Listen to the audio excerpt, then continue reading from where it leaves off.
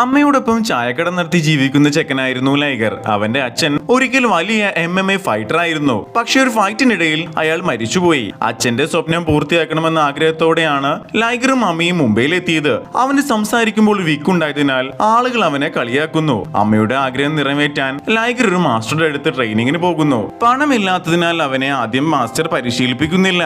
അവിടെ അവനെ നേരിട്ട് ട്രെയിൻ ചെയ്യുന്നതിന് പകരം ക്ലീനിങ് പോലുള്ള ജോലികൾ ചെയ്യിപ്പിക്കുന്നു. പക്ഷെ അവൻ ക്ലീനിങ് ചെയ്യുമ്പോൾ ഫൈറ്റിംഗ് നോക്കി പഠിക്കുന്നു.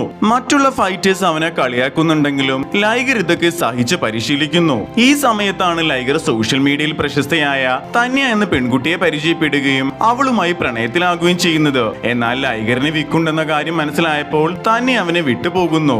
ഈ സംഭവത്തോടെ ലൈഗർ ആകെ തകർന്നു പോയെങ്കിലും ആ സമയം തന്റെ ലക്ഷ്യത്തിൽ കൂടുതൽ ശ്രദ്ധ കേന്ദ്രീകരിക്കുന്നു. അവൻ കഠിനമായ പരിശീലനത്തിന് ശേഷം അവൻ വലിയ എതിരാളികൾ തോൽപ്പിച്ച് ഒടുവിൽ നാഷണൽ MMA ചാമ്പ്യനാകുന്നു.